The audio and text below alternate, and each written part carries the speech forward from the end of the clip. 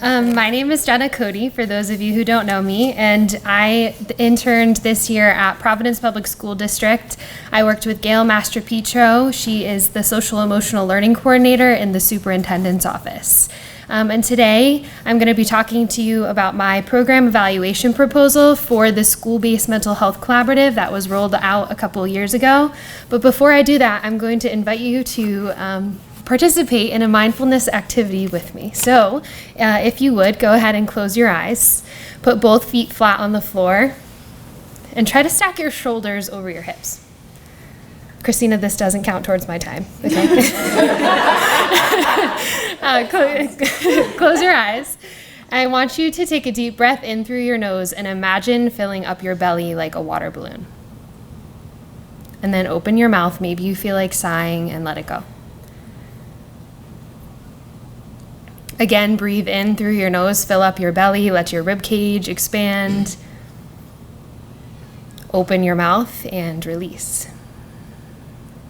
One more just like that. Inhale through your nose, fill up your belly, your rib cage, and then surrounding your heart center. Maybe you open your mouth, let it go. Soften your jaw.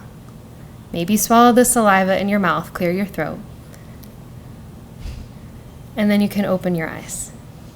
So May is also Mental Health Awareness Month, and so I thought that would be an appropriate activity for us to do as I prepare you to talk about the School-Based Mental Health Collaborative that was rolled out a couple years ago, because in 2015, Providence Public School District recognized that social emotional learning is a really important skill our students need to have, and they incorporated it into their 5-year strategic plan. And this is really important because 1 in 5 students, or 20% of students across the nation between the ages of 13 and 18, do have a mental health disorder. So the School-Based Mental Health Collaborative, which I'll refer to as the collaborative from here on out, is considered a Tier 3 intervention, and school support staff like psychologists, social workers, administrators, special educators will flag students who are at risk of failure, and they'll look at attendance, suspensions, are they failing their coursework, and also something called BIMAS scores in Providence, which I'll get to in a moment. It also includes some anecdotal information. So those students who principals, other school administrators are seeing in the halls quite a bit, or who have to be removed from classrooms, are going to be high on the priority list because we label them, right, as problem students. And we've talked about that a little bit today. And the service places clinical services such as outpatient or family therapy directly in the school, and it allows access to other services, including psychiatry, for Providence students. When the program was rolled out in 2015, they started in 3 elementary schools in Providence, and in the last 4 years, it has grown to 32 schools in just 4 years, and now there's even more schools that have been requesting it.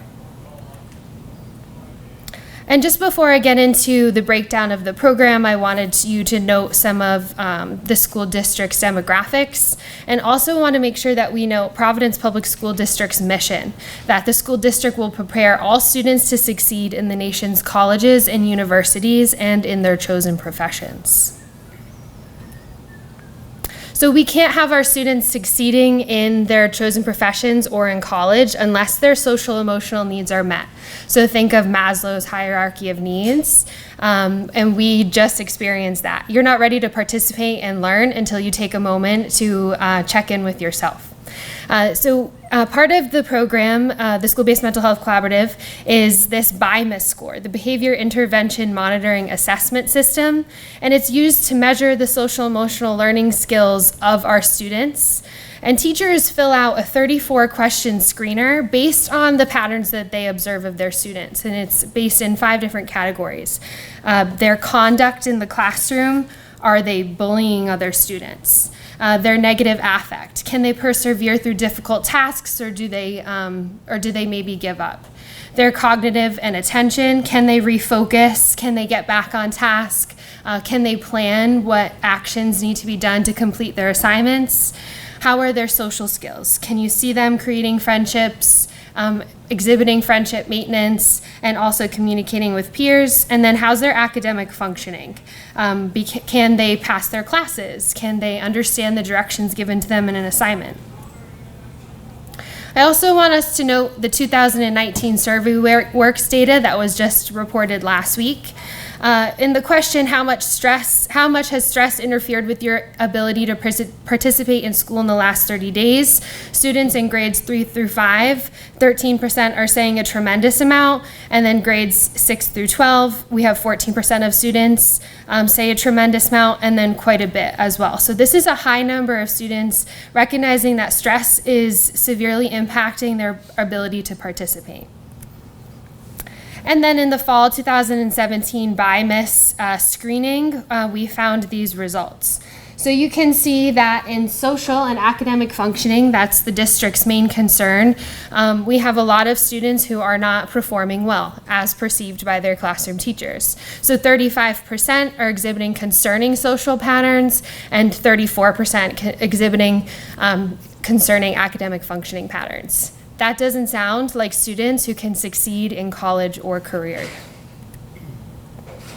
So my research question was, how does Providence Public School District's mental health collaborative impact the behavior outcomes of students? And we're particularly interested in attendance, behavior around suspension, and then those BIMAS scores that have been noted. I proposed a difference in differences design model. This will allow us to recognize the secular trends caused by school influences rather than the mental health collaborative. Those secular trends at the school level might include a change in administration, some other support program like City Year or PASA, Providence After School Alliance. Those things encourage students to come to school and help create a more appropriate climate and culture.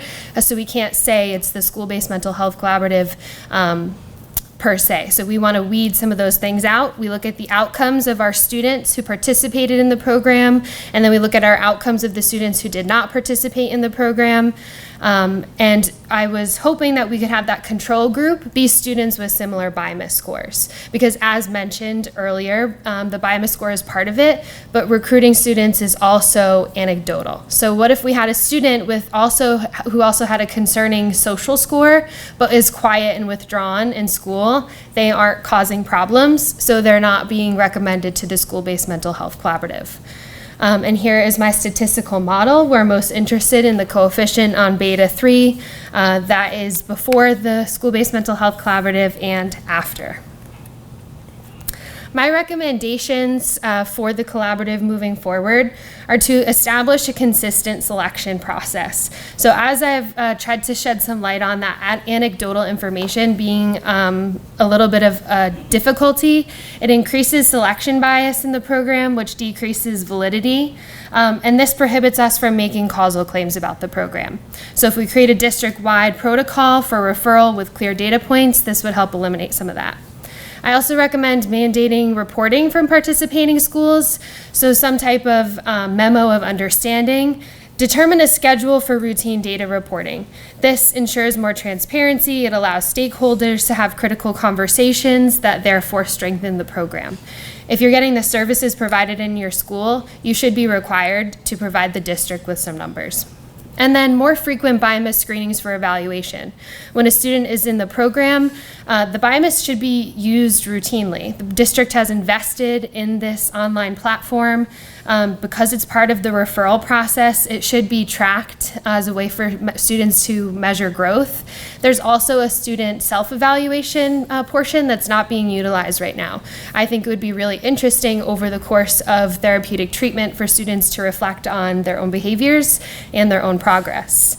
And more frequent BIMAS screenings would also prevent some bias from the teachers. A way that a student acts in my English class, because I'm also a classroom teacher, is very different than the way they act in their math class. And so when I'm reflecting on their social patterns in my class, it probably looks a lot different than their other courses. If we're having more screenings, those can be averaged out. And thank you. So thank you to my supervisor, Marco, from PBSD's Research Planning and Accountability Office, of course, Christina, and then Summer for helping me with my model. Thank you.